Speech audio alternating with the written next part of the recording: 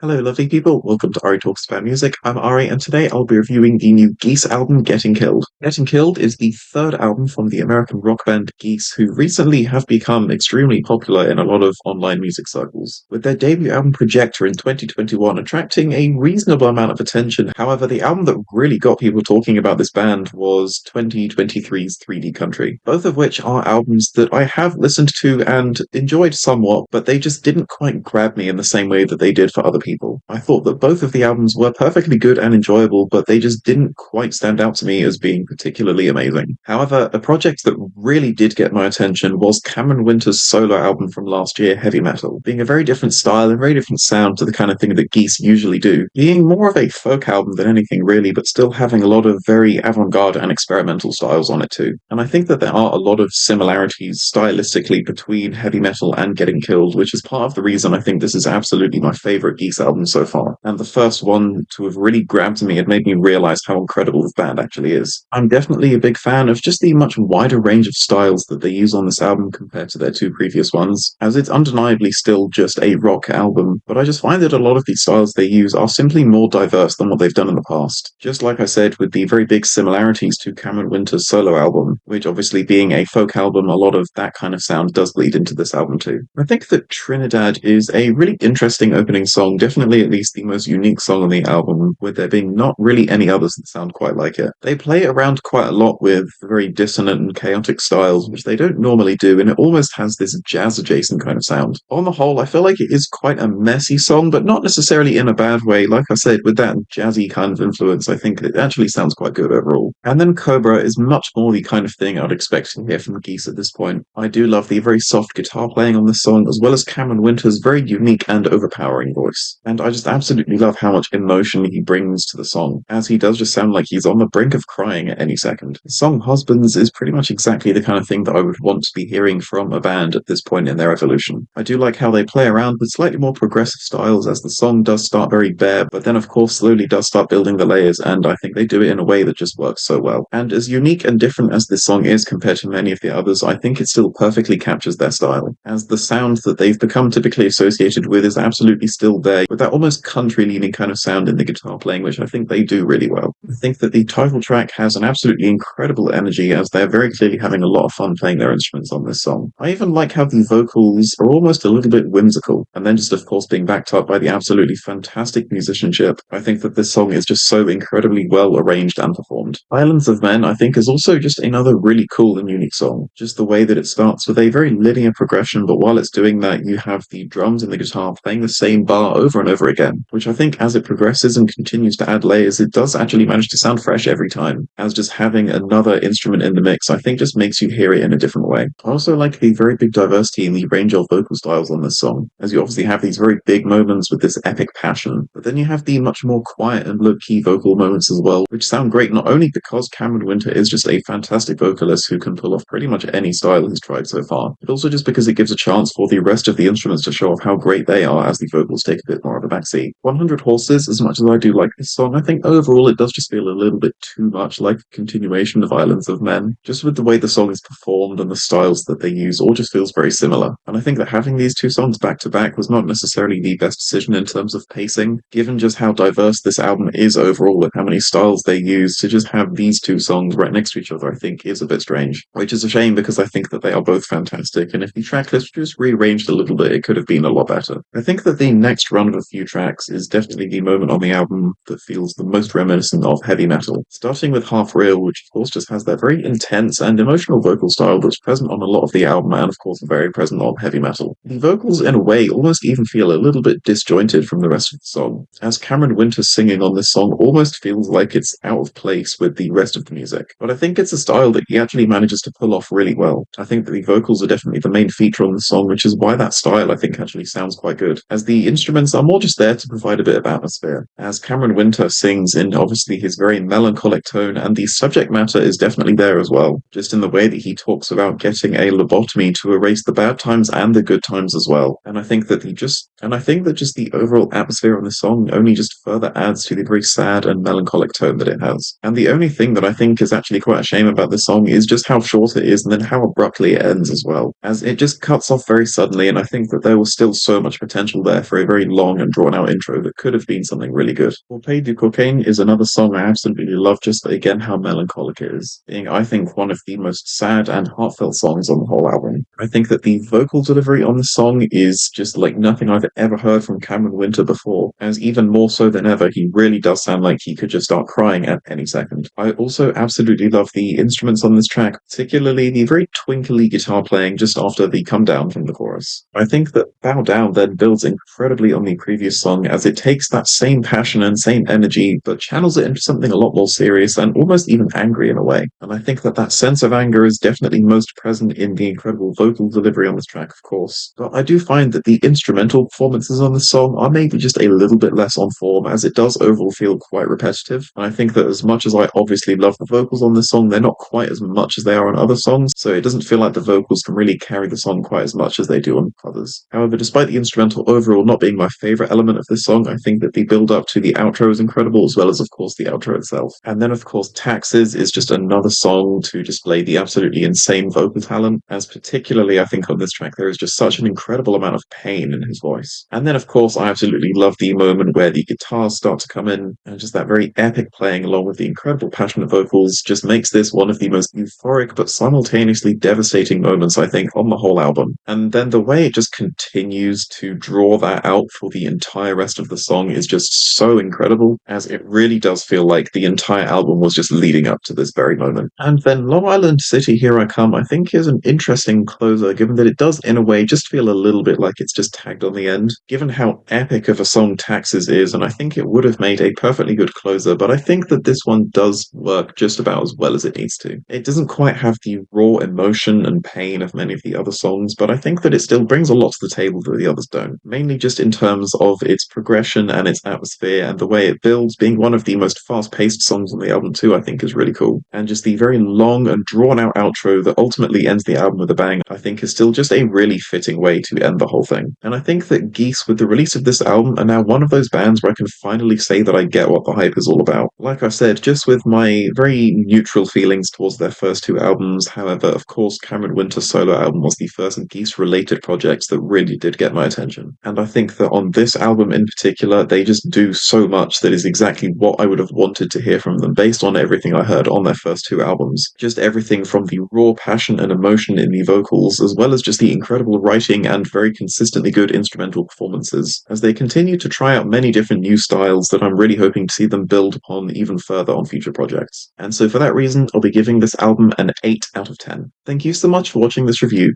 Please be sure to listen to this album yourself and tell me your thoughts below. Please leave a like if you liked the video, and please leave a dislike if you didn't like the video, and remember to stay hydrated.